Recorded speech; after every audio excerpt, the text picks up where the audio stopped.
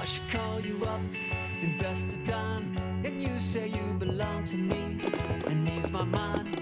Imagine how the world could be so very fine, so happy together.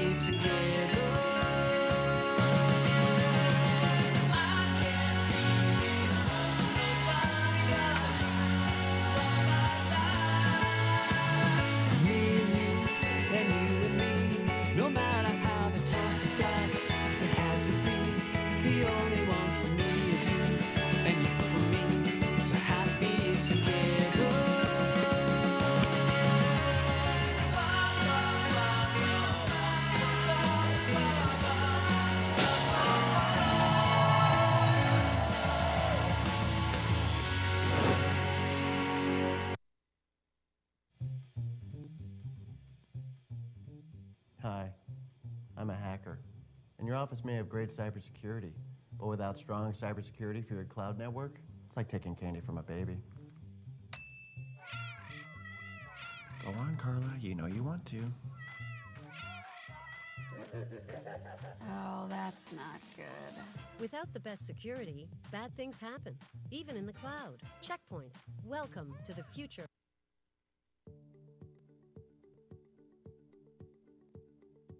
I'm Nathan Loznosky, Concurrency's Chief Technology Officer. Concurrency is an organization of change agents. We make a difference, and we partner with businesses on the change that What? they need. Are you messing with my... Concurrency engages it's IT Chuck's. operations to build an efficient, capable cloud for the business.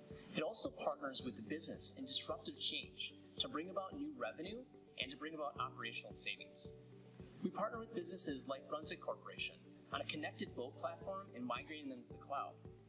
We also partner with businesses like Clover Imaging that are doing AI-enabled distributed warehouses.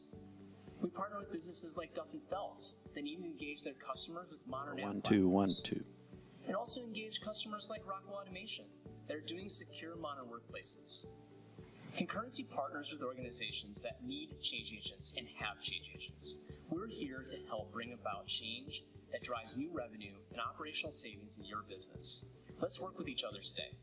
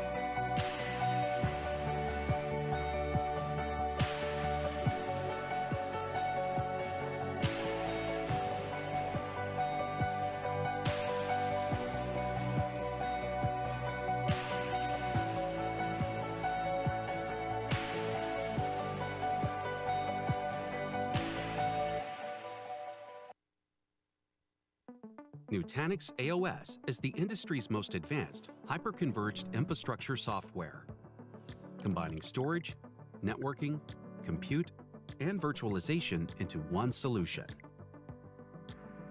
Nutanix aggregates the storage from each node of an HCI cluster, creating a fully distributed storage fabric that protects your business-critical data while providing enterprise-class capabilities like deduplication and compression, snapshots and cloning, data encryption, and more. So now, IT teams no longer have to manage complex and costly storage arrays from EMC, NetApp, and others. And because AOS runs all enterprise applications, you never have to hop between management consoles. Unlike competing HCI solutions that lock you into proprietary technology, AOS supports all popular hypervisors, including AHV, our built-in hypervisor for added flexibility. Getting started with Nutanix is easy. You can begin with just 3 or 4 nodes or servers and expand one node at a time, non-disruptively, to increase capacity linearly. For smaller edge deployments, like remote offices, AOS runs on 1 or 2 servers for lower cost installations. If you're not sure about the best form factor, Nutanix AOS can be deployed as a turnkey appliance or as software for servers that you choose. With Nutanix, there's no more vendor lock-in. Then there's management. All storage, compute, virtualization, and networking resources are managed via Prism, our elegantly simple administrative console. So managing operations with disconnected software is now a thing of the past. Prism, in conjunction with Prism Pro, leverages powerful machine learning technology, which reduces time-consuming IT operations to a single click, including installation, capacity planning, remediation, and software updates, while reducing the total cost of ownership of data center operations by up to 40%. And because cloud-based disaster recovery is built into AOS and Prism, you can quickly and easily protect your applications in the cloud. More than 12,000 enterprises, including nearly 40% of the Global 2000, rely on Nutanix to modernize their IT infrastructure. And now, so can you.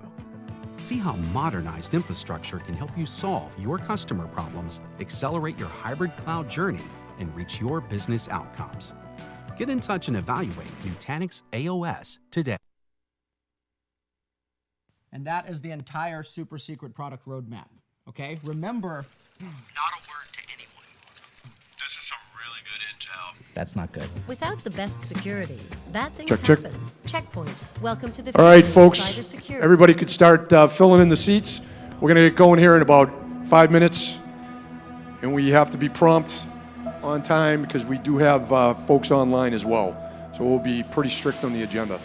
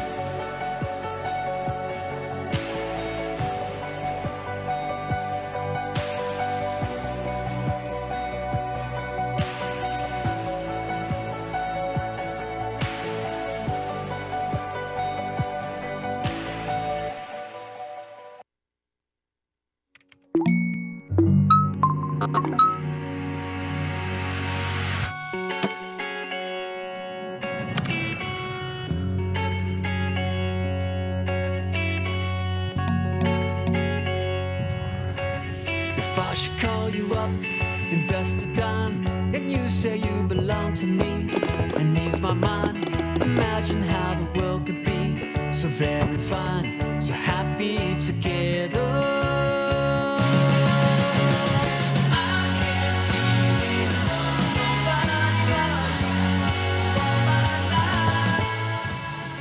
Let's go, Barecki. You know, home and find a seat. 2 minutes and counting. Yeah, I know.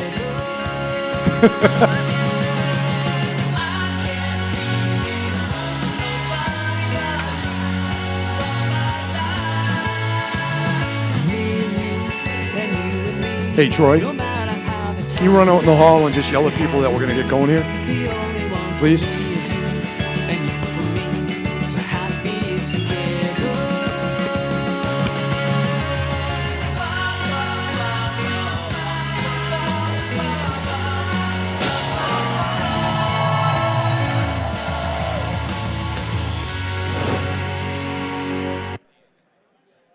Hi there, Anthony Cusimano here, Solutions Evangelist with Veritas. Firstly, I just wanted to thank the Wisconsin Technology Associates for allowing Veritas to sponsor this event in 2021. Secondly, speaking of 2021, what a crazy time we live in. It's absolutely unprecedented, the speed at which digital transformation is occurring in our customers. Veritas protects a majority of the Fortune 2000, and just to give an example, one of our customers said we've been forced to accelerate our digital transformation efforts just to survive. Our 3-year strategy of transformation was forced into a 3-month. All right, we're going to get started here in a couple of seconds here, but we did about it. 30 seconds. Their story is not So unique. please grab a seat. Unfortunately, many have had to make And we're going to close those massive back amounts of doors. changes in a very small window with work from home in effect. And we understand that this is a trying time for everybody. So Come on, that's why Joe, we're grab here your coffee. to, Let's go. Not just help our customers on this journey, but also we're on this journey ourselves. We completely understand exactly how a work from home has changed the way we do business. So if we wanted to, firstly, thank you for allowing us to be here. And secondly, recognize the fact that, Veritas is on this journey with you. Because of our partnerships with companies like VMware, Amazon, Microsoft, Google, we're able to help solve for these hybrid multi-cloud challenges as they occur, but we couldn't solve for them without your assistance and help in helping us understand these problems alongside of us as we grow with you. So thank you for allowing us to be here and sponsor your event today. And we wish you a great journey as you go through this digital transformation yourselves. Again, I'm Anthony Cusimano, and thanks for having us here. Good stuff. What do you think there, Chuck? We ready to go? Hey, good afternoon, everyone. My name's Eric Prince. For those of you that don't know me, I'm on the board for WTA, and welcome. Welcome to the Brookfield Conference Center. We're pretty excited about the event, the turnout. I think everybody's kind of sick of being in their homes. It's time to get back out, right? Amen. Amen. So, to get stuff started, first what we're going to do is we're going to, a few housekeeping items. Let's see. Bathrooms, always the most important thing. Over in the hall back here, and then there's another set down here. There's sanitizers and stuff all over the place. There's in the back, we have drinks and snacks in case you're thirsty or hungry. And what we're going to do, because the room is so big, is we're going to have people at the end of the aisles, these 3 middle aisles here, with microphones. So we want it to be conversational. There's going to be people up here presenting, and that's all fine. However, they want to hear questions. They want you to engage. So just raise your hand if you have a question, and one of our folks from the board will pop over with the microphone, and we'll ask the question rather than having you yell. And then one of the other really important things is our sponsors. We can't do this without our sponsors. So in between, for our breaks, make sure that you take the time to talk to our sponsors and see what they're all about. And never know, maybe you'll end up doing some business with them. And thank you to the Brookfield Conference Center for all of this. And I'll probably touch on that a little bit more. But before I do that, something that I did want to do is I wanted to introduce you to our board. Let's see, let's start with Troy. Troy, where are you at? That's Troy Windorf back there. He's our first VP and in charge of programs. So he takes care of our monthly meetings, and he's done an amazing job so far this year. January, February, March, April, all 4 events were outstanding. We had some really good speakers. Mandy. So Mandy was one of our speakers. So anyway, Katie Lawler. Was Katie? Is Katie here, or is she still registering people? Katie is our in charge of memberships. So if you enjoy this and you want to become a member, talk to Katie. Mike Harpster. He's in the back. Mike is a longtime president of WTA and now has taken care of all the money. So he keeps me in check with how much we're spending at the bar afterwards. Sam Van Rens. I don't know if Sam's here, but she joined us as our secretary and has done an outstanding job. And then Jeannie Hodorowski and Paul McMillan couldn't be here. Jeannie's been on the board for a while. She helps out with just about everything. And then Paul McMillan, many of the sponsors know him. He takes care of all of our sponsorship, but this week decided to play with Mickey Mouse down in Florida and his family. John Coster, director at large. He helps with a sprinkling of just about everything. And then we have Matt Balcom. Matt, where's Matt? Matt Balcom, in charge of the greatest golf outing ever. He told me that he was sticking around until next year because it'll be our 40th. So he wants to be here with, apparently there's going to be fireworks. So that should be a lot of fun. Joel Herrick. Joel, you here? Director at large. There he is, Joel. Joel has just done an outstanding job of, he helps out with the golf outing as well as with driving attendance to our meetings. Chuck Janzer. He's that guy over here. He runs everything. I call him the man behind the curtain. He makes it all work. A longtime member of WTA and takes care of all this stuff. Drew Kell. Where's Drew? Drew's in the back right there. Say goodbye to Drew. Drew is our webmaster and is sticking around with us for probably till the end of the year. But he's actually driving down to Tennessee, to Nashville this afternoon. He is leaving us here in Wisconsin and moving his family down for a big-time job in Nashville. So congratulations on the new gig. Let's see. Last but not least, there's 2 ladies in the back over here. Christina Ruth. Christina, raise your hand. Christina has joined the board. This is her 2nd year, and she's actually been helping out with getting this conference put together, and we'll be taking it on next year. The young lady next to her, Paula Lukács, go ahead, Paula, put your arm up. Paula has been running this now for, what is this, 5, 6 years? She's done the tech conference, and she's made it what it is today.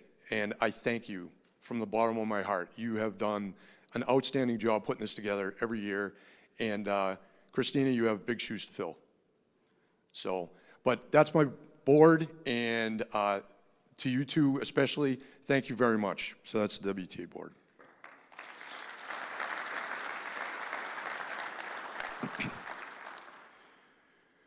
So I just want to, I'm going to just talk real brief about WTA.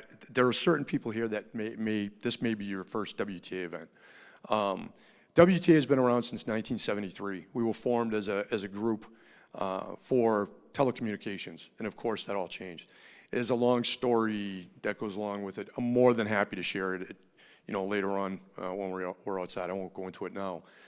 But I'm really proud about where we've brought it, because a few years ago, the doors were going to close, and here we are.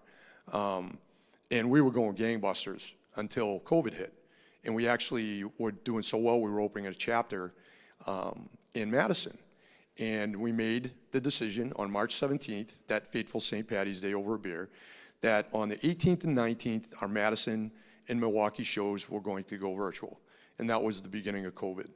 But I just want to say that our board is the best board that we've had, and I mean that. They jumped in and they were trying to figure out how can we make this work.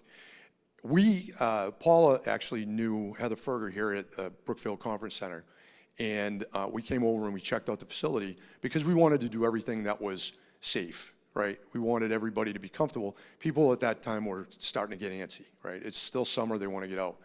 And we did it.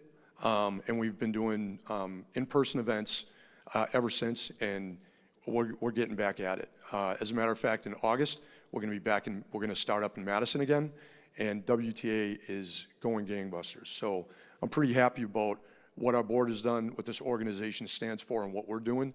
And I think you're going to see a lot of really great stuff today, and it's going to be very telling about what WTA is about. We have some great new family members, and that's what I believe it is. It's a family, right? We become resources for each other in the tech community, whether you're a salesperson or an end user or whatever. We're all part of the same ecosystem, right? And we have to work with one another. You know, in the last couple of meetings that we've had this tall guy running around outside around the bar and, you know, introducing himself and talking to people and smiling, and he's a fantastic new family member. And I want to bring him up here right now. He's your keynote. Tim Dickson. Come on up, Tim. That's it for me. I'll talk to you in a little bit. My wife didn't know I go to the bar. Thanks, Eric. You just tattled on me. Okay, welcome everyone to the WTA Annual Technology Conference 2021. It's my first. I'm super excited to be here. I mean, how good is it to be back at an in-person conference, talking to people, hugging some people. I just think it's great. Super excited to be here. Very excited to have my team here from Generac. Thank you all for coming. See some friends from the past as well. Thank you very much. Don't tell too many of my old secrets. First of all, I would like to thank Eric, Paula, and Christina for this awesome opportunity. Thank Chuck for all the help he's been giving from an audio-visual perspective. This is just really a special opportunity for me. As a guy who's still new to Generac, new to the greater Milwaukee area, for the WTA to welcome me into the family and just give me the special opportunity to tell what I think is just an awesome story about just this epic growth trajectory that Generac has been on and will continue to be on here in the greater Milwaukee area. And a la the theme of IT enabling the business to grow, my team here, with a digital lens and a digital ambition, enabling the business to capture on that growth. So that's a lot to unpack over the course of the next hour and 15 minutes. Hunker down, get a cup of coffee and a glass of water, because we're gonna unpack all that over the course of the next hour or so. So I want this to be very interactive. Please do not wait until the end of the presentation to ask questions. I hope there's something in here for everyone. I've got slides, I've got pictures, I've got videos, I've got a quiz. Yes, a quiz. So feel free to stop at any time, ask any questions. Like I said, don't let me talk for an hour and 15 minutes before folks get up at the end. I believe there's microphones with folks walking around. Feel free to stop me at any given time. So there's two objectives of this presentation, two purposes. The first purpose, and I'll say this is a little bit of a bold statement, when I joined Generac last year, I actually felt that Generac had a better brand perception outside the state of Wisconsin in the US than they did inside the state of Wisconsin. Some people may disagree with me on that, but that's fine. I'm the new guy. I can still have new perspectives. So the very first purpose, the biggest purpose, the top priority for me being here today is to raise awareness of Generac Power Systems, the brand, the strategy, the culture here in the greater Milwaukee area. We're not leaving here until everyone in this room understands that fully, so thank you very much. While at the same time, obviously given I'm an IT guy, I have a huge passion for enabling IT to grow the business, but growing the business and doing that in a different way in this day and age through a digital lens.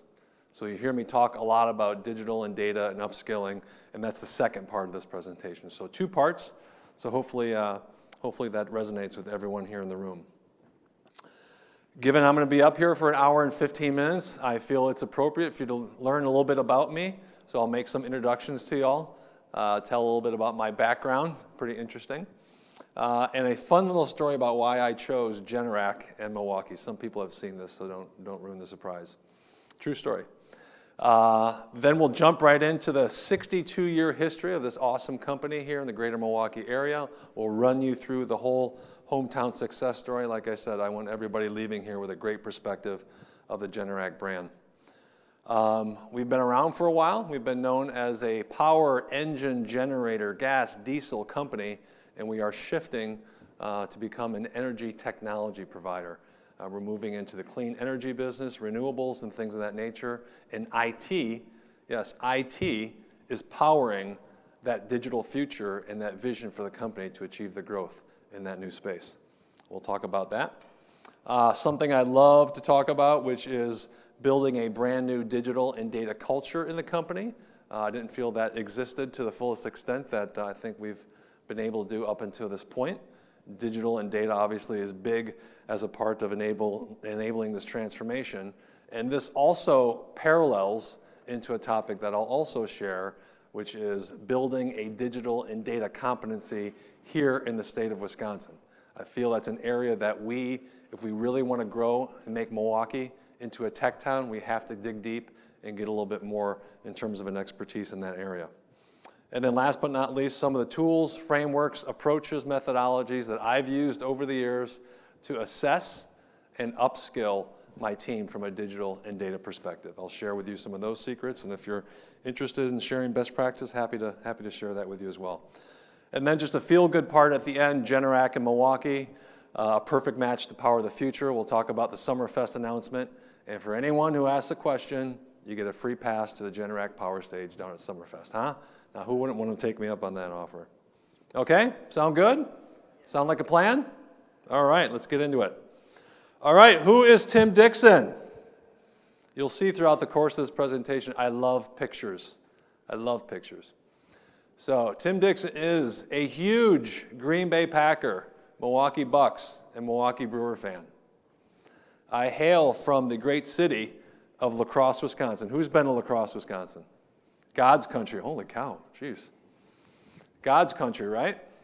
What do you see or smell when you go to La Crosse, Wisconsin? Beer.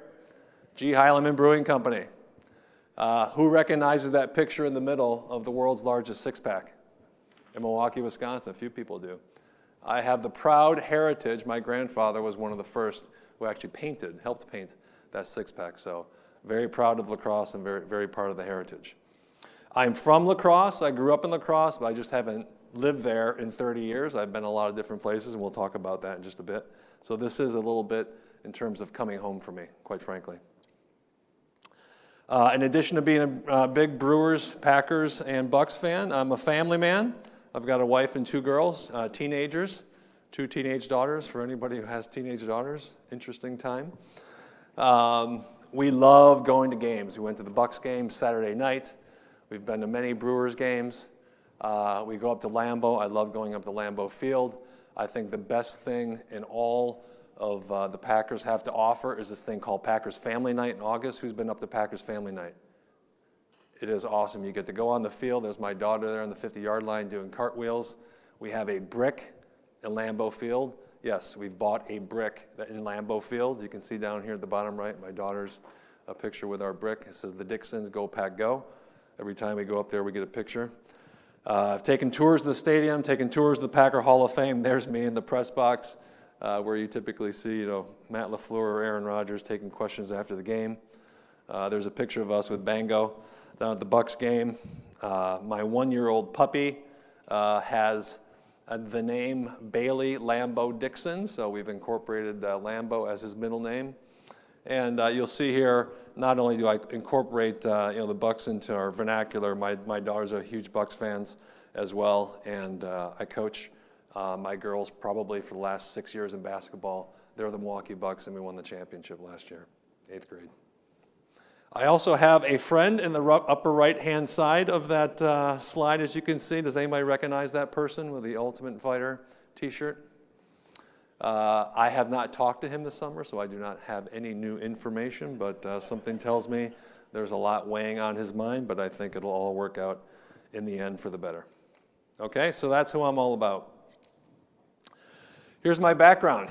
On the left-hand side, I've been a lot of places, worked a lot of different industries, and worked for a lot of different companies, and that has benefited me from that perspective.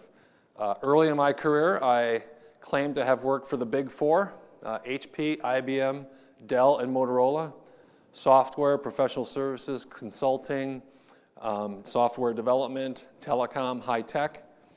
I have acquired through M&A, working for those companies, and I've been acquired working for 2 startups in Austin, Texas that were acquired by JDA and PayPal. So I've been on both sides of that game. I've spent some time in higher education, working for Laureate on the East Coast, which is where I came from before hiring on Generac. And for any of those who've been in higher education, people are extremely passionate about student experience. They're extremely passionate about digital, data, insights. A lot of what I learned today about data science actually has come from that higher education background, so I'm very thankful for that switch. And at the end of the day, all those experiences, all those different industries, all those things that I've learned over my past 25+ year history has led me to Generac. And there was a reason and a rhyme for all that, and I think just at the end of the day with what Generac is going through in its huge growth trajectory, needing someone from a digital and data perspective to drive that digital transformation, me being passionate about that from my past, me being from the state of Wisconsin and coming back and taking this role, it was just a perfect fit and just too good of an opportunity to pass up. From an education standpoint, unfortunately I did not go to the University of Wisconsin-Madison. My brothers and sisters did, but I did not. I went to Penn State University, majored in industrial engineering. I went to grad school at the University of Texas in Austin. Got my, Texas? Hook 'em horns, all right, hook 'em horns. Got my MBA from the University of Texas in Austin. Took a extra sort of certification from the Macomb School of Business around, I got certified in this program called the Center for Customer Insight. That in the early days was sort of the concept of putting yourself in the place of the customer, seeing things from the customer perspective, spending the day in the life of the customer. I think you'll sort of see those themes from me throughout the rest of this presentation. It's just a huge passion of mine. And then I fortunately was able to spend enough time out in California at the real design thinking school, the D School, out at Stanford University. So very much a high-tech background, but yet very much a curiosity and interest in the customer. I'm on the advisory board for 3 companies in the e-commerce, IT services, and RPA automation space. From a personality perspective, who here has taken the DISC assessment? Woo! Great tool, huh? I could imagine what you are. That's exactly what I was going to say. So we are not the normal IT executives. The DISC assessment, as you can see, sort of puts you on a graph here on a quadrant, and I am on the influence side. I'm a solid I, outgoing, energetic, enthusiastic. Obviously, like I said, not your normal IT executive. But it has allowed me to see things from a different perspective and present things from a different light in a traditional IT organization. So I think it's kind of worked out over the years, but in some cases maybe it hasn't. But I think, is it working out, guys? Maybe? Prospectively, sure. Not really a big clap there. I mean, kind of a rough nod. I mean, geez. Thank you, guys. For those of you taking the Myers-Briggs, who's taking the Myers-Briggs? All right, I'm an ENFP, extrovert, feeling, touchy-feely, perceiving, gut feel, get to know your team members personally and professionally. Like I said, once again, not your normal sort of IT executive from that regard, but yet again, has helped me been able to do things from a different perspective and present a different light. Okay? Cool. All right. Why did I choose Generac and Milwaukee? So rewind, last summer, the heat of COVID, June, July-ish timeframe, I was interviewing with Generac. I was flying up here with my mask, with my gloves on, with my hand sanitizer. Remember those days, guys? And I get off the plane, the southwest gate at the Milwaukee General Mitchell Airport, and this is what I see. Anybody remember seeing this at the airport? Has anybody been to the airport recently? So this was a message from God. This was just an awesome perspective, like I said, as I was flying up to interview for this role. And on the right-hand side, if you rewind last year, Generac was just absolutely booming. Our business is driven from power outages, hurricanes, floods, disasters, wildfires, etc. And there was a lot of that last year in addition to everything else during the pandemic. Generac was absolutely booming. I'm from the state of Wisconsin. I'm being brought on board to drive the digital transformation of the company. You know, the press release, I always think in terms of the press release. What do you want that press release to say 1, 2, 3, 4 years down the road? I wanted the press release to say, wouldn't that be awesome if Tim Dickson joined Generac Power Systems, a hometown guy, and was able to not only drive and enable the growth at Generac over the next few years, but was also able to transform this town called Milwaukee, Wisconsin, known as the Midwest's coolest, but yet most underrated city. Wouldn't that be awesome that in some way, shape, or form, he could leverage his experiences and passions at Generac, give back to the community, and help transform Milwaukee into a true tech town? Wouldn't that be awesome? Who's in it with me to make that happen?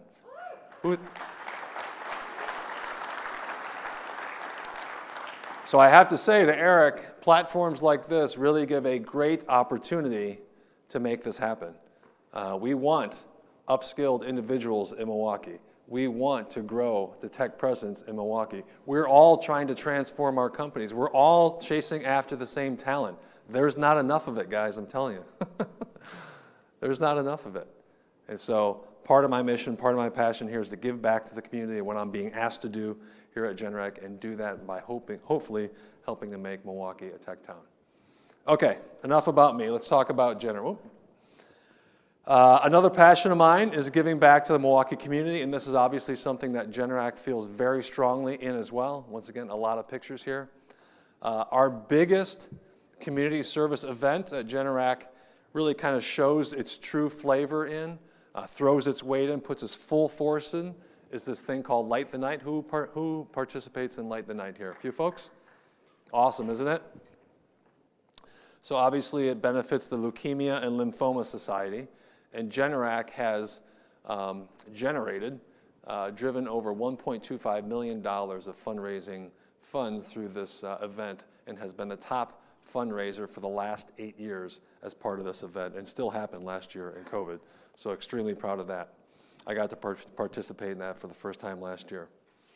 I'm a member of Tech United, very close with the United Way of Greater Milwaukee and Waukesha County. They've been great partners with Generac. My team, as you see here, sitting over here, we went down to the Wisconsin Center about 3 or 4 weeks ago, and we volunteered during the vaccinations. We ran people from the registration table down to the pods where they got their shots, so feel very proud about that. Just a lot of stuff here, guys, in terms of how Generac gives back to the community. We're hiring a ton of people. If you know of anybody, please send them to the HR site. We give back to the community in a number of different ways. Every Christmas, we do this Generac Gives campaign where we wrap and pack care gifts for local individuals in need. We did that this year. That was a lot of fun. We just announced a sponsorship with the Milwaukee Zoo for the Zoo Terrace. Who's been to the Zoo Terrace? Anyone? Yeah. So Generac is now sponsoring that, which I think is pretty cool.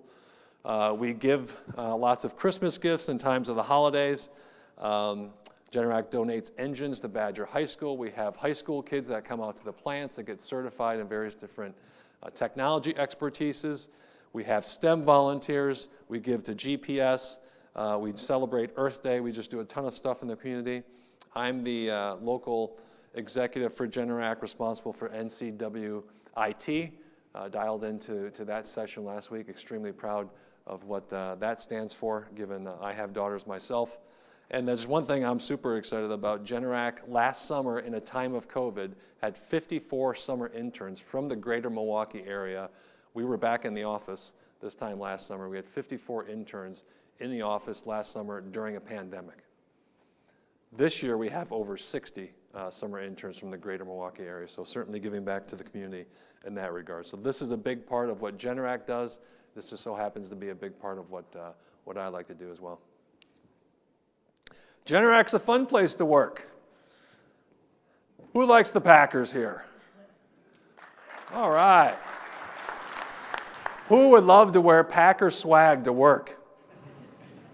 Well, if you come to Generac and you come join my team, you get to wear it a lot, right, guys? So obviously, Generac has Packer Jersey Day. We had one earlier in the year, actually the Friday before the NFC Championship game.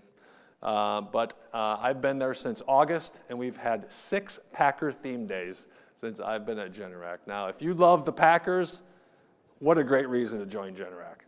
You get to wear Packer swag over the course of the past 9 months, and there are some pictures there of me and my team sort of celebrating in that regard. There is a fellow here today with that sombrero. Does anybody recognize that person with the sombrero? Chachi?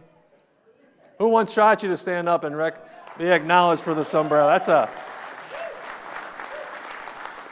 I've seen Aaron Jones wear that, and Chachi, you put him to shame with that perspective. So just a great place to work, a fun place to work. We do a lot of other stuff, fun from that perspective, but this is certainly something I enjoy doing. So Generac is a great place to work. We are absolutely booming. Have a number of accolades over the past couple of years. In 2021, we were named America's Best Mid-Size Employer. In 2020, we were named by Forbes and Fortune, one of the top 100 fastest growing companies. Customers love our products. You can see a couple quotes here from some customers during really times of tough times with outages and hurricanes, the Texas and Oklahoma outage. They really love our product. It works. It's of high quality, and people really like it and love to post stuff on social media with a positive regard. My boss, Aaron Jagfeld, is on the news quite a bit, talking about how well we're doing, as well as future visionary things.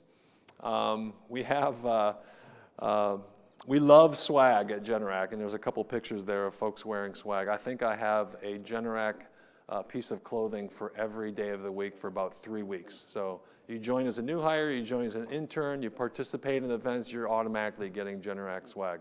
There's no doubt about it. People wear it pretty proud around the company. It's the first thing I noticed when I was interviewing at Generac was how many people were wearing and sort of supporting the team, which I think is awesome.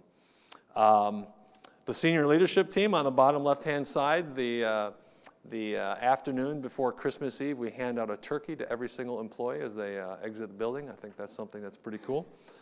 We joined the S&P 500 this year, which is awesome. If you ever come out to Southwest Waukesha County, and you're all invited, the headquarters site has been completely redesigned, very innovative, very research-oriented, and sort of that open-air sort of innovation lab concept. We recently won a Milwaukee's Coolest Office Award last year, and if, like I said, you come out and check it out, we'd love to show it to you. And then in December, I hosted the company's first hackathon. We had a lot of fun with that, and we'll talk about that in just a little bit here in a couple slides. So Generac is just doing extremely well. It's just an awesome place to work. Okay, what is the story of Generac Power Systems? Who is Generac Power Systems? If you come out to the office, the headquarters in Southwest Waukesha County, you'll come through the lobby and you'll see this history wall. And this is, you can see part of it here, and this is a very long portion of the aisle. But Generac is very proud of its history. If you hire on at Generac, your first day on the job, we have someone from HR take you entirely through the entire history of the company. It's important from a context perspective, no matter what the role that you have in the company, IT, sales, marketing, finance, customer service, etc. We want you to understand the history so that you have that context. And it's a great history, obviously, as I walk through it. And it kind of goes down this aisle, you turn right, and it continues to go on. There's that much history, as we've been around 62 years. And so let's walk through the history wall. So the founding father, Bob Kern. Who's heard of Bob Kern? All right. He was a graduate of University of Illinois. He and his wife, Patricia, ended up moving to southeastern Wisconsin. And in 1950-ish, he joined Waukesha Motor Company. Who remembers Waukesha Motor Company? Oh, a couple people there. He actually invented this technology called the silicon diode, which obviously made power generators quicker, faster, better, cheaper back in the day. And as that company got into the generator business back in 1950, Bob actually recommended that the company go a little bit more nuts than it was going in terms of producing those generators. And he tried twice to convince his boss to do so, and twice was rejected. So what do you do when your boss twice rejects your ideas? You leave the company and you start your own company. So in 1954, Bob left and started his own company called Electric Controls in Wales, Wisconsin. Who knows where Wales, Wisconsin is? Holy cow, more than I thought. Adonica, you know where it is. Good to see you. And after producing some generators and HVAC systems for a couple of years, that company actually went under, but his persistence led him to create and start Generac in 1959, and Generac Power Systems was born. Who knows the history of the Generac name? I'm kind of giving it away right here, but. So because Generac was in the AC, alternate current, and electrification business, the goal of Generac was to generate AC power. Thus the name, Generac, generate AC. Pretty catchy, huh? And this was a flashy logo back in the late 1950s. So the 1960s, the 1970s, and the 1980s were all about growth and innovation. You'll hear time and time and time again, Generac entering a new business, entering a new space, partnering with a new provider, and just growing and innovating their product set throughout the years. 1961 was no different. Generac partnered with Sears. Sears was big back then. 80% of our business in 1961 was through the Sears channel, and obviously gave Generac sort of our place on the map in terms of credibility, brand, market presence, and actually funded and financed quite a bit the manufacturing operations of the company. 1965, we opened our Waukesha, southwestern Waukesha County headquarters, where we still are today. Obviously, that's a little bit of an older building. 1977, through a proof of concept and innovation exercise, the concept of a home standby backup generator was formed. 1977. 1982, Generac had been in the portables and standby generator market, but we entered the telecom space. So we are the largest provider of backup power to the large telecoms. Back in those days, it was MCI and Sprint. Now it's Verizon, AT&T, et cetera. 1989, we officially introduced the home standby generator, and this went on a hockey stick in terms of growth. This is the hottest, sexiest device right now, and we can't make them fast enough, if I can quote my boss. 1990s was about investing in Wisconsin. I'll get to that slide in just a second. But really, in the 90s, became our omni-channel, sort of perfected our omni-channel, partnering with some really big brand names. I actually got to learn Generac through shopping at Costco, quite frankly. But partnerships with Menards, Home Depot, Lowe's, and Costco we still have today. So in 2006, after 47 years of running the company, Bob Curran decides to sell it to private equity. And in 2010, my boss, the CEO, Aaron Jagfeld, took the company public, which was a great event. And after 50 years of being in business, the company was a public company being traded on the New York Stock Exchange, 2010. That event allowed the company to globally diversify. So globalization and diversification became the name of the game through the 2010s, and you'll see that through the 2020s as well.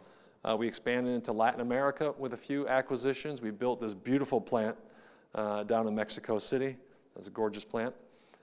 We bought some companies here in Wisconsin. I'll talk about that in just a second. That allowed us to get into the mobile business, light towers for constructions, soccer fields, stadiums, and things of that nature.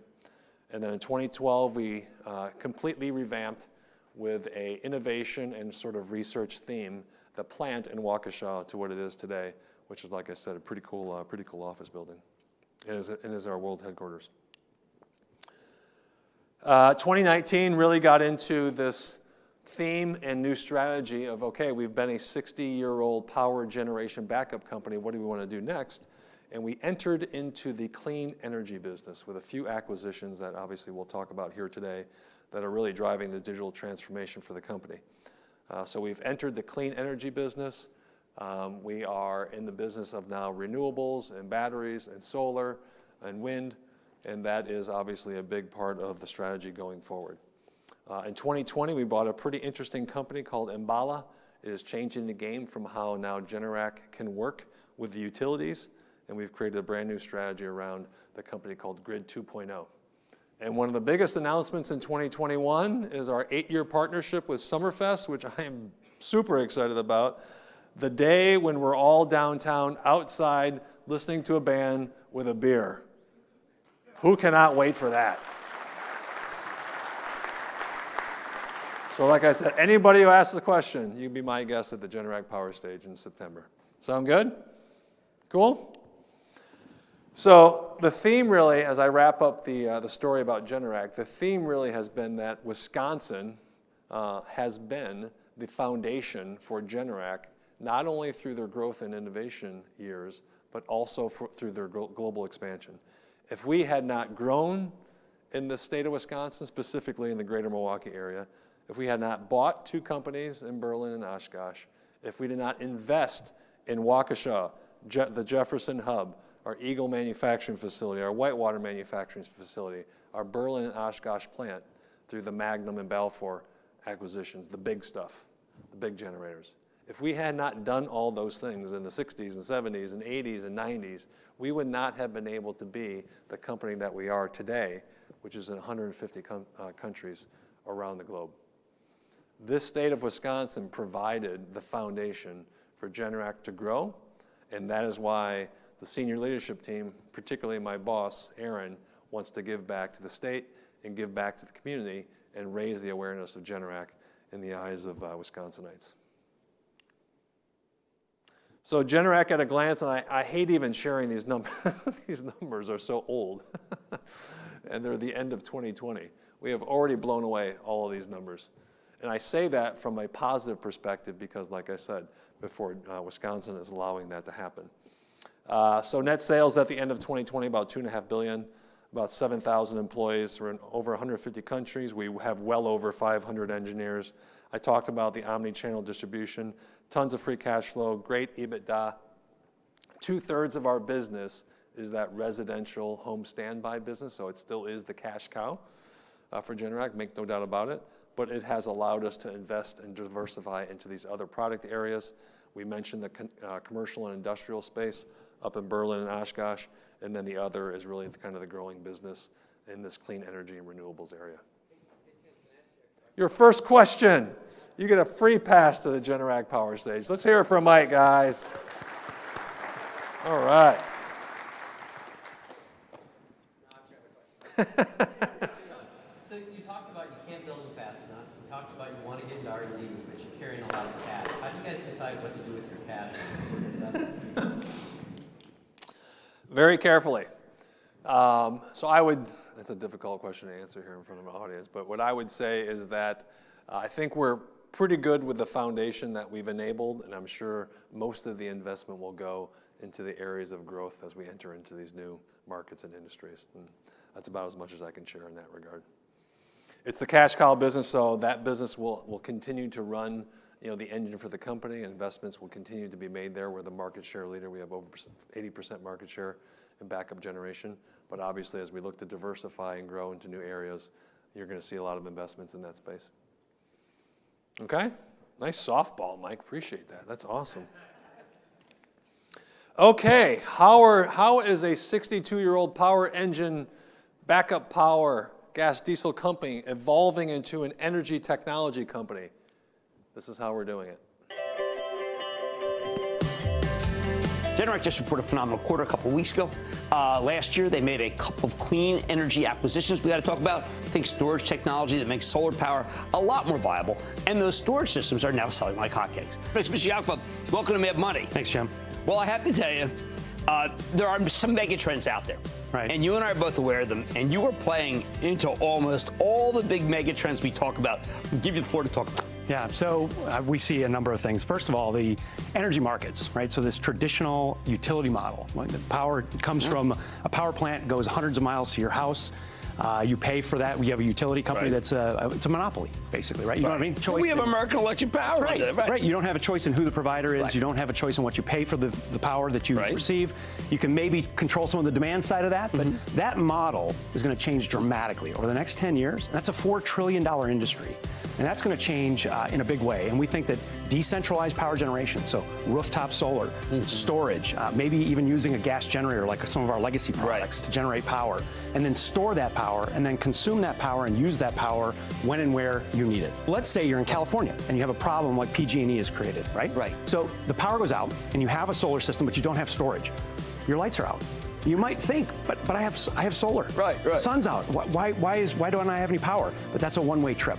If you have a storage system, you can store that sunlight and you can use that battery to provide for resiliency if the grid goes down, or you can consume that power at points in the day, maybe when PG&E or some other utility is charging you a lot more off the grid. Right. And you can save that money. So it's an energy savings appliance. More recently, though, and you mentioned Enbala Networks, we're really moving into more of the energy technology space. So it's how do we harness the power of all of those generators out there? We have 2 million home standby generators out there permanently installed on homes today.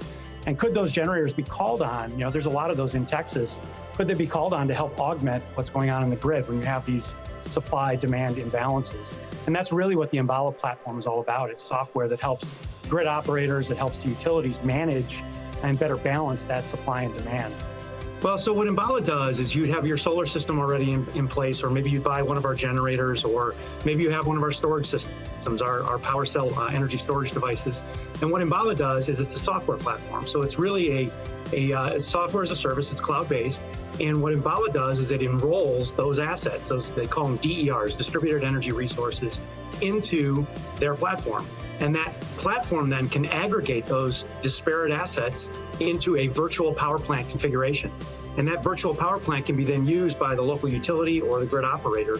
And that's how you get compensated as an owner operator of the equipment, by allowing the power company, allowing the utility or the grid operator to tap that resource that otherwise, that generator would be sitting there really not being used too often. It's pretty infrequent use type asset. So this allows those assets to be used more frequently for the benefit of balancing out the grid for all kinds of different disruptions that can occur. We look at storage and we see a lot of parallels in how that's going to grow over the next decade. We think that's another $1 billion opportunity for us. I mean, I have to say, So that's just a little bit about the company's strategy. And that was a great interview with Kramer from Mad Money. Did you see the Dow that day? Holy cow. Thanks. That was in the middle of the pandemic. So you heard a little bit about our strategy, some of the acquisitions that we're making. The energy space, guys, is going to turn on a dime here over the next 10 years, as you talked about. But I want you guys to focus on the one thing from an IT, digital, and data perspective that my boss, Aaron, mentioned. What did he say that caught your... Anybody catch what he said throughout the course of that interview? 2 million units sold and installed over the years. 2 million units. Who has 2 million of anything? We have the data on 2 million generators in the U.S. Okay, we're going to talk about that. So how is IT, with this new digital ambition, viewing the company's strategy, wanting to do more, we aspire to do more to help the company grow, capture on this growth, how are we actually putting the vision together from a digital perspective to go do that? Who thinks we have a plan? We have a plan? Guys, do we have a plan? We have a vision? We have a plan? I think we have a pretty good plan with a little bit of a Packers theme. They're sending it deep downfield and Lazard brings it in.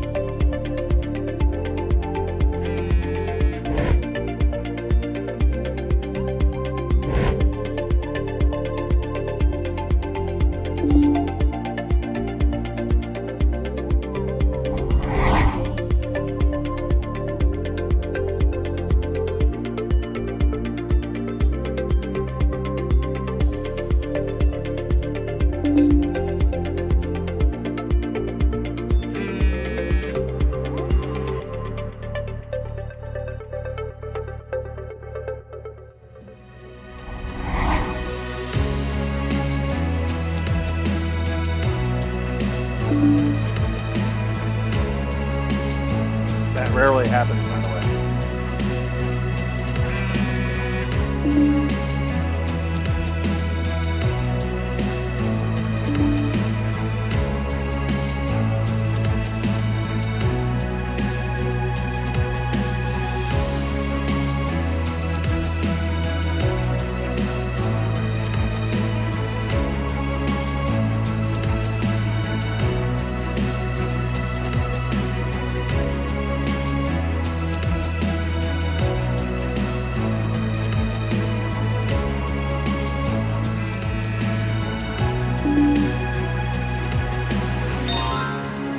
Not bad. 5 stars.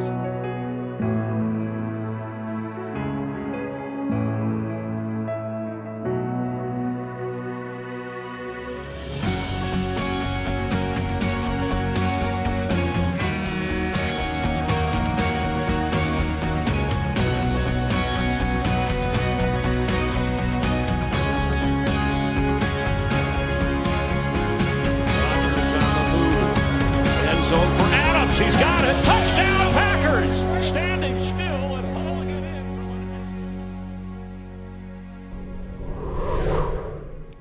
That's pretty good vision, huh? Don't you think?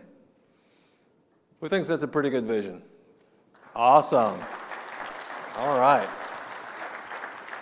Vision is one thing. Delivery and execution is a whole different beast. How in the world is an IT organization, how in the world is an IT organization going to deliver all of that in a expedient amount of time to capture this huge growth potential and opportunity that we have ahead of us? What we're now going to do for the rest of the presentation is just talk about these digital approaches, these methodologies, these frameworks in terms of how we're actually building out that digital ecosystem that you just saw in that video.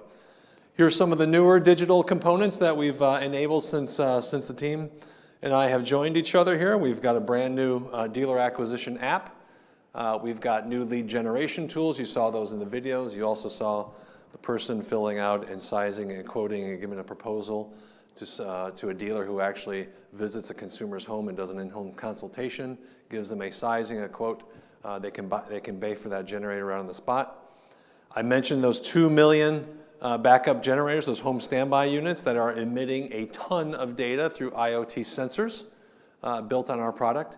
We've got a brand new mobile link application that tracks all that and tracks the efficiency of your device and provides those alerts that you saw in the video. We've got a brand new e-commerce app and just a ton more stuff coming down the road. So we think we've kind of built some of this foundational aspect that we need then to scale and grow the business from a digital perspective. How do we do it? Here's your first quiz. The first thing I did when I joined was ask my team this question. We live, learn, and lead in a digital world. So can we define digital? What does digital mean? Can you define digital for your organization? Is it A, a mindset, B, a business model, C, an array of advanced connected technologies, emerging technologies, or D, all of the above? D, it's obvious. You have to have a willingness, absolutely. So for us, the way that we define digital, it is all these things. We had to change the culture and change the mindset of not just the IT organization of the company. We had the opportunity with digital to build a brand new revenue generating business model, not just an IT sort of internal set of systems and tools. We wanted to provide an opportunity to play and leverage with the best, most recent emerging set of emerging technologies and connected devices, and we wanted to do all of these things together at once in an expedient amount of time. This is how we did it. So we brought you heard the design thinking background from my career, so we brought a design thinking approach. We brought in 2 partners. Envisia is one of them. Dana, wave. Dana from Envisia back there, local provider here in town, keeping with the Wisconsin theme. We also brought in the SAP Icon team, and they've helped me and they've helped my team implement this design thinking approach across the company. And coming from an organization that pretty much had done everything from a waterfall perspective, this was quite a change. So what do you do in your design thinking approach? the first thing that you do is you put the customer ahead of everything. You put yourself in the place of the customer, and you begin to see things from the customer perspective. How do dealers and customers want to experience Generac from a digital perspective? You hold stakeholder interviews, you take the input from those stakeholder interviews, and you begin to map out from an end-to-end process these 2B processes in terms of how that might work, look, and feel from a customer perspective. You take those journey maps that contain not only steps along the way in the process, but also the players, the people, the measurements, the IT capabilities that are required, and you start to visualize through tools like Miro boards what these new sites and these new experiences might look like. You're having work sessions, jazz sessions, you're moving Post-its around, you're doing all of this digitally, and you're ultimately creating proof of concepts and prototypes that you can share not only internally, but externally with your customers, with your dealers, very iterative, getting feedback, and you start to deliver on these capabilities. That's how we've chosen to do it, and that's what we've done up until this point, and that's what we're going to continue to do. It's worked thus far. The second thing that we've had to do, because we've had this huge install base of 2 million generators, we have a ton of data that's emitted from those generators, but the feeling was that we weren't completely taking advantage of the opportunity to create insights from all of that data and all of that insight from those sensors being generated. So I knew that I needed to bring in some sort of a data culture, some sort of data-driven organization, and these are some of the things that I've done since I've joined. And who likes the Wisconsin word cloud? How can you not like the Wisconsin word cloud, folks, huh? That is pretty nifty, huh? I kind of like that.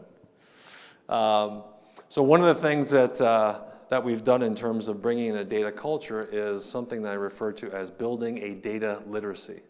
And what data literacy means is that you just have a whole new vernacular in terms of how you talk, how you act, how you explain things, how you observe, how you describe some of these insights, and you do them with new terms, maybe terms that haven't been used before, but terms that obviously make sense and are all obviously generated from data components.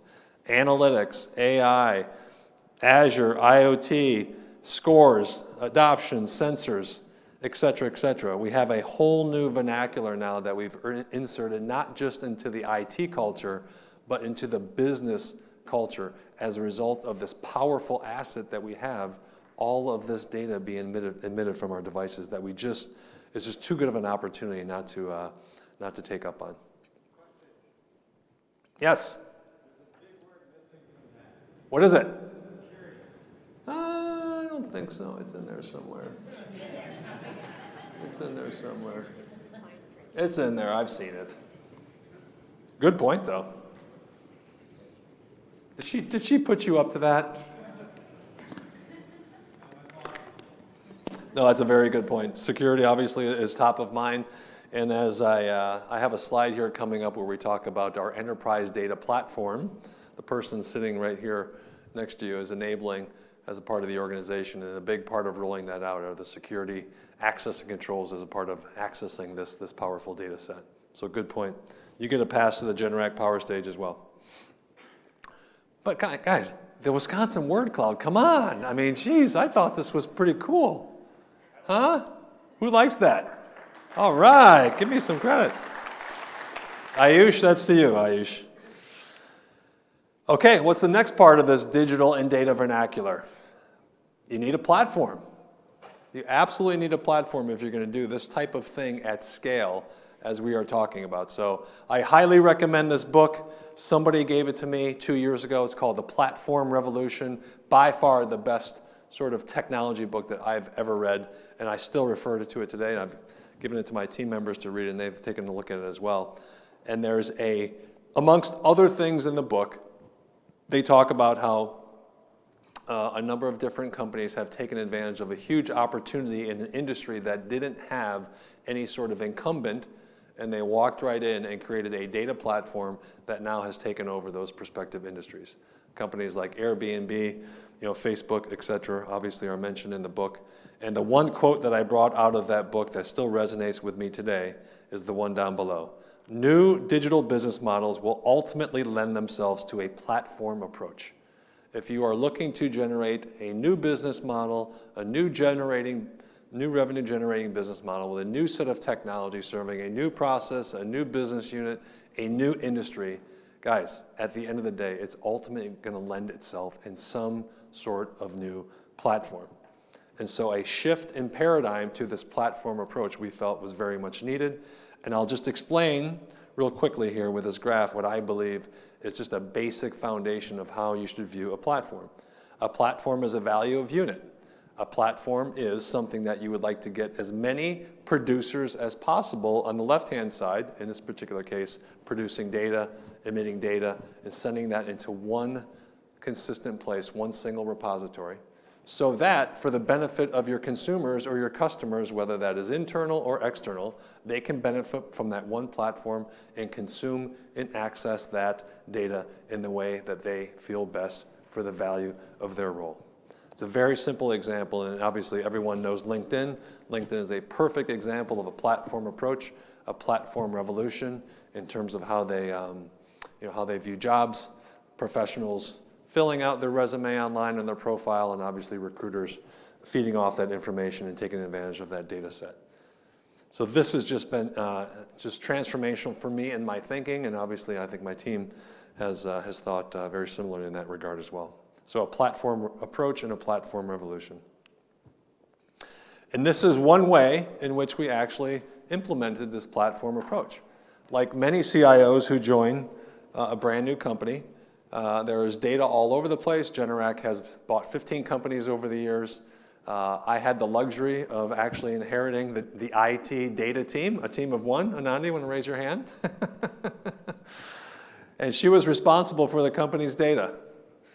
And so it was the first thing that Anandi and I did after I joined. We said, wouldn't that be awesome if we could figure out a way to consolidate and connect, obviously a la the platform revolution, to consolidate and connect all of the company's data from all of these siloed business units, all of these acquisitions from over the years, connect them and get them into one place and have the company benefit from not only the sake of just having two sets of data connected that have never been connected before. There's naturally going to be some sort of value just generated out of the box when you connect two data sources that have never been connected before.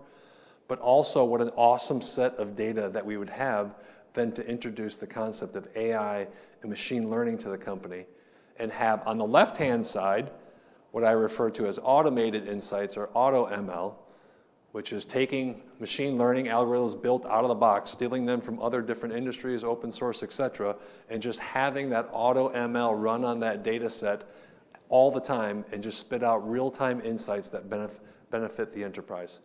That's the model on the left-hand side. And the model on the right-hand side is having now business partners who have access to that data set coming to us, wanting to partner with IT, and having IT enable their business strategy, solve their business challenge with brand new, what I refer to as build ML models, which is us creating and writing algorithms, which IT had never done before in the history of the company. This is one way for IT to enable the growth and generate insights for the business from a revenue generating perspective.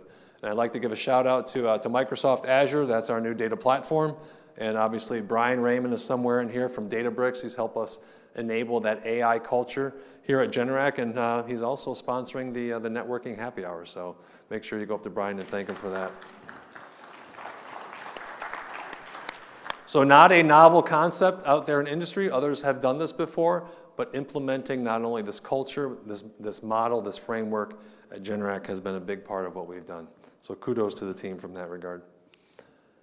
Okay, let's move on to the fun part here. This is something I'm just hugely passionate about. Who wants to be invested in and upskilled? Who could say no? Eric does.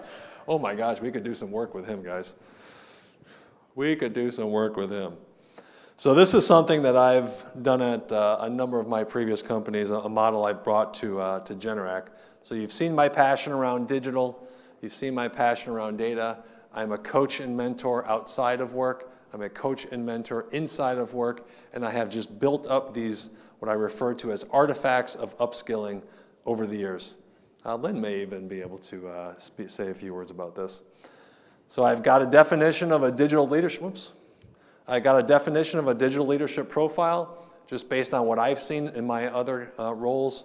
Leaders, sort of the attributes that they have to lead these transformation initiatives.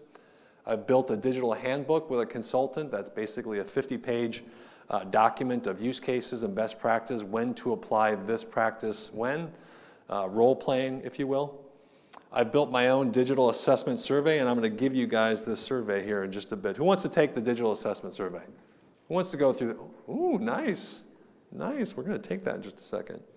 I built a digital charter. I feel that's very important when you're motivating and creating a morale and vision for a new team. You have to have a charter with a mission, vision, and purpose. You got to have a digital architecture, right, guys? You can't do anything without a digital architecture, where it fits, what new thing you're putting into that architecture, who is that feeding to, who's benefiting, who's accessing that data. I've got a spreadsheet with a number of digital use cases. I've asked certain members of my team to keep a digital journal so that they can write or blog about the successes after the fact, after we win as a team. I have a number of digital workshops and leadership labs. My team actually partnered with New Horizons here. Where's my New Horizon gang? Matthew back there, Brian. We actually had a strategic offsite here in the conference room just 2 Mondays ago where my team took the DISC assessment and we kicked off a little bit of a fun team building digital exercise. So I believe that these artifacts and keeping fresh with this thinking and currently and constantly and consistently assessing your team and putting personalized training in place for them to build their career set and their skill set from both a technology, leadership, and innovation perspective is key in this transformation journey. So this is the digital assessment survey. I'm going to give this to you guys. See how many of these answers you can take. This is what I asked my new team at Generac and the past 2 roles that I had my teams at those companies to take. This is a very introspective quiz. This is 30 survey questions that are intended to be very subjective, very personable, very vulnerable in terms of your digital capabilities, but yet your aspirations. Questions like, and I'd love to hear how Eric would answer these questions. How innovative are you? Are you curious about the customer? Are you able to connect the dots? What key leadership skills do you have or desire to have? How would you guys answer these questions? Would you answer these questions? We're going to take the quiz. We got a few minutes left here. I'm just going to ramble through a few of these. So I've shared this with some folks. Erin, where's my friend Erin? Is she around here? There you are. What'd you think about it, Erin? Loved it. Awesome. So basically what this is just a form. The assessment's divided into 5 key parts. Digital leadership capabilities assessment, your profile of digital proficiency, the future of work in the digital era. What are these new roles that you might be interested in with this new skill set? Evaluation of your own leader and organization. Are they talking the talk and walking the walk? And then your personal aspiration and commitment. So I go through a number of different multiple choice questions. Like I mentioned, how customer-centric are you? Are you a change agent? How innovative are you? So on and so forth. I ask them to identify some business problems and put some of that design thinking in place. Do they have some ideas that might potentially move the needle for the business? How creative and open are they in terms of sharing their ideas? Do they have leadership agility? Do they have a passion for continuous learning and putting that in place from an innovation perspective? Do you like to learn more self-paced? Or do you like sort of events and exercises? Do you spend time doing strategic thinking? How much do you leverage critical thinking and analytics? You guys kind of get the picture here. So I actually lied. It's actually about 36 questions. But you can imagine the power of data and insights that you might get after 80 or so people in the organization, like my new team, took this assessment, what I learned about them individually and what I learned about my organization as a whole. Pretty cool stuff, huh? So what did I do with all of that information from the survey? Well, I'm not going to geek out here and talk about AI too much, but we were definitely leading the witness in this regard. I had all of the assessment results, all of this personal and vulnerable feedback from my team. We took a couple of different machine learning models that we applied to those results in that data set, And at the end of the day, what it gave me was this thing on the bottom left-hand side. It allowed me to cluster, to create clusters of groups of individuals in the organization. A set of individuals who I felt were ready-made leaders and ready to be put in those leadership positions to allow the company to grow and lead transformation efforts. That was about 25%. And you see that big purple circle. That big purple circle was about 50% of the organization. 50% of the organization had the aspiration to do more for the team, had the aspiration to do more for Generac. They were drinking the Kool-Aid, they wanted to help, they wanted to do more, but they didn't feel that they had the deep digital capabilities. And they wanted training and they wanted upskilling to go then move into those positions of leadership for the future. So if I could move the needle with that 50%, I'd have 75% of a team who aspired to do more for the company and had that deep digital skill set then to make that happen. How awesome would that be? Who would love to have 75% of their organization who aspires to do more and had deep digital capability? So just an opportunity too good to pass up. So what did we do? We put together a training program of 3 different components: technology training, leadership training, innovation training. In times of COVID last year, I had these strategic vendor partners come out to Generac and provide in-person and structure-based training, and then also offer free virtual-based training, self-paced training, and a high number of folks on this on my team took this training and received certifications of various different types in these new skill sets that were never offered before. This is my stack. So that was from a technology perspective. From a leadership perspective, we defined what good leadership meant from a digital capacity at Generac. We wanted people deep in digital skill set. We wanted people who had an innovation flair. We wanted people who were passionate about the customer. We wanted people that could actually take all of these things and then deliver and execute at the end of the day. This was the magic quadrant that we put together, all based on trust and investing in talent. And we set up a set of workshops over the course of the last 9 months to help people go deep in this space. But this was the profile of folks that we're looking for. Who wouldn't want someone deep in digital, highly innovative, with customer focus, and then could execute and deliver at the same time? Who wouldn't want that? That would just be an awesome profile from our perspective. And the person, obviously, that we needed to get some of the strategic things done that we talked about earlier. How do we move more from an IT organization to an IT as an innovator to enable this growth that we talked about? I mentioned earlier that I hosted the company's first hackathon in the December timeframe. This was just an awesome event of employee creativity, ingenuity, and rapid prototyping and proof of concepting. We had 16 teams participate. We had 70 individuals overall participate. We held it in our auditorium. Generac, we had both virtual and in-person social participation. We had 8 strategic vendor partners participate with us and co-sponsor the event. It was just an awesome display of folks not only taking some of those ideas that they had, but then demonstrating them and being able to present them to the leadership team. And this is a little bit about how that went. So this is the first ever hackathon for Generac. A hackathon is typically a day-long competition in which team members from all different parts of the organization come together to either solve a business problem, a business challenge, or to create a new product, service, product offering through their creativity, ingenuity, and knowledge of emerging technologies. I've brought in 5 or 6 strategic vendor partners into this hackathon. They jointly sponsored this on my behalf.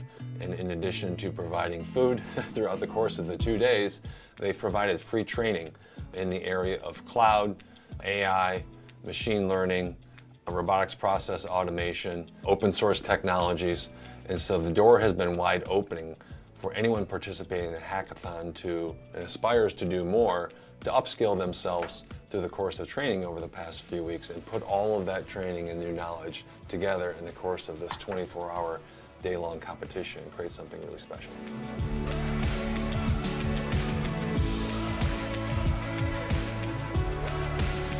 We knew we wanted to do what our prototype is, but this gave us the time and the resources. And so we got to actually do something we really wanted to do for a long time. It was kind of no-brainer, really. User experience and being best is what we deliver to our customers is the key focus of Generac, right? This opportunity provided platform for all the people that are involved in delivering that product to a customer to make it even better and live up to that expectations and have a dream and follow that dream. And that is reflected in the products that we offer to our customers. The best part is to be able to take a swing at a problem with you being the only one that needs to solve it. And so there's no limits and you can just do whatever you want. I think there's been a really big push to do latest and greatest. And so we're working with the brand new technologies. We're all in the Microsoft stack. And it's cool to be able to see the investment, not just in the products that we create, but the people as well. So getting the trainings and seeing that product management wants to push this going forward is really exciting. Really, it's the concept. It was really, this is a chance to implement a concept to improve customer service. Really, it's to really, we're focused on the customer experience. The technology, we've got people that can make anything work.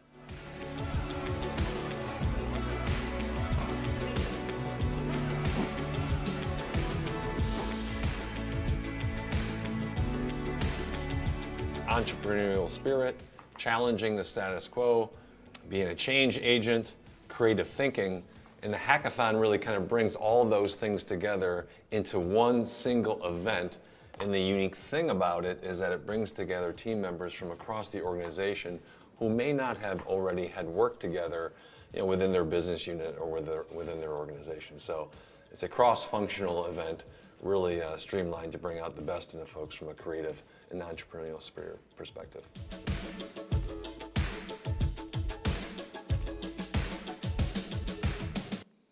Pretty cool, huh? So in the spirit of time, I'm seeing the shot clock here. Eric's getting antsy. I'll leave you here with my 4 secretive but impactful digital talent attributes that I love in the leaders that we build in the organization. 1, be bold. 2, connect the dots. 3, make the seemingly impossible possible by unlocking your potential.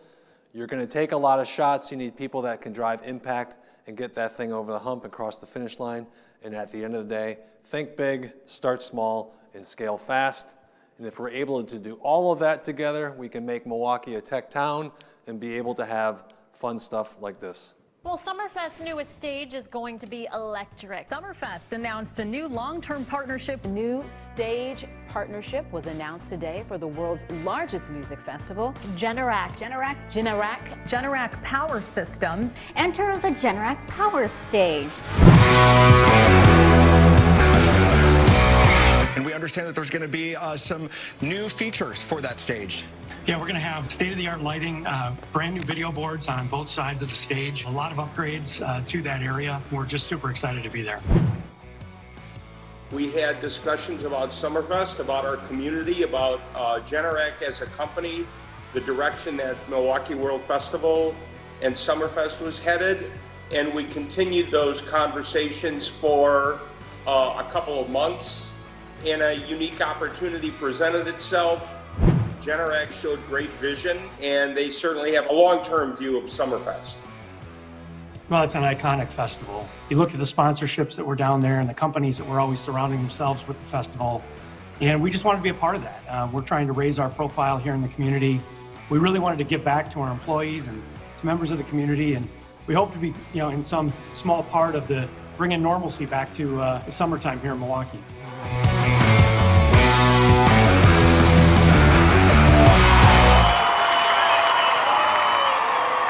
Pretty cool, huh? I can't wait for September. Whew. Pray for some good weather. All right, that is your keynote. Any questions?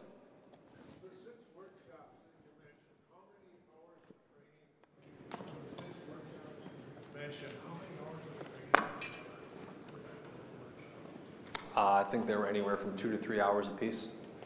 There was homework assignments given prior. There's some pre-work so you can make the actual workshops themselves very productive and beneficial, and then there are homework assignments given for the next time. So it's a continual thing. Question? You get your pass to Generac Power Stage right there. Nice. Question?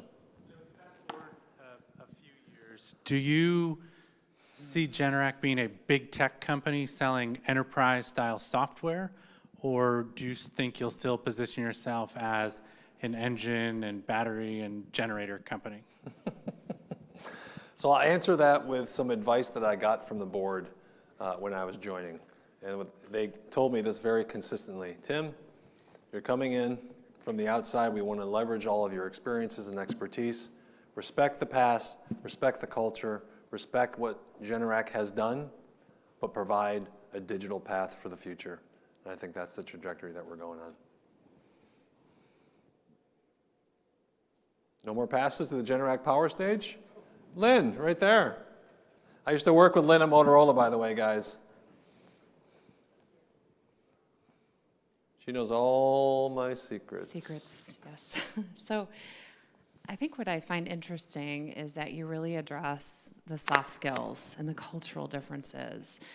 What plans did you need to put in place for any technical training that needed to be done for the team? I'll ask my team how much technical training was there before I joined. How much was available, how much was invested in, how much was provided, either internally or from vendor partners.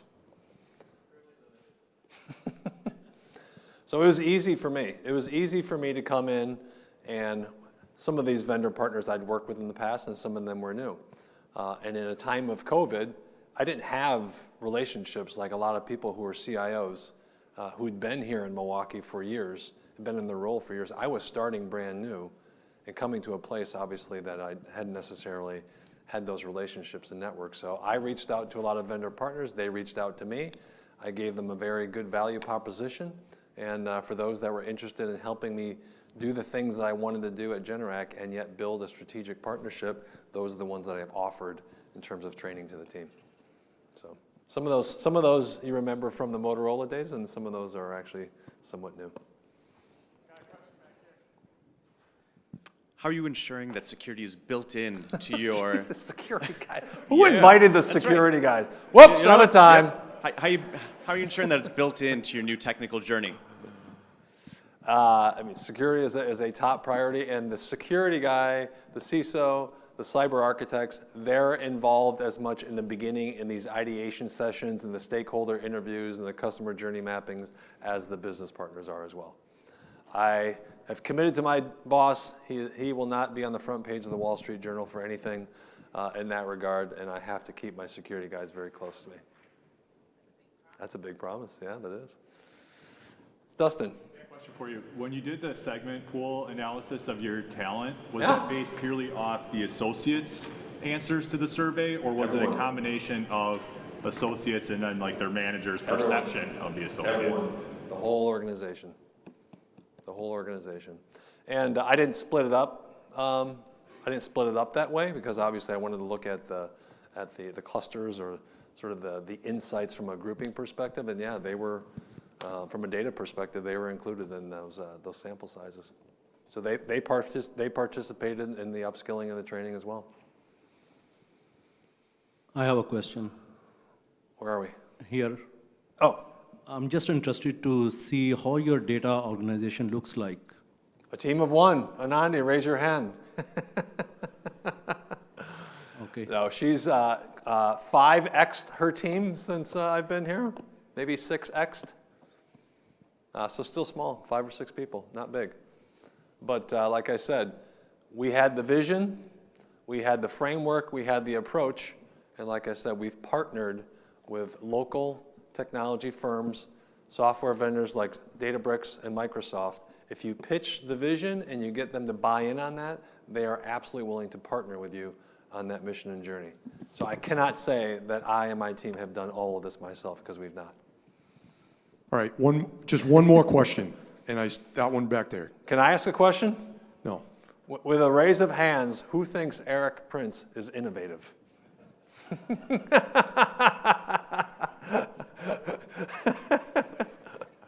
Guys, I'm around all day. I'm at the break. I'll be here for the moderating the panel, and I'll be here for the networking session at the end. Please stop by and say hi. Thank you very much.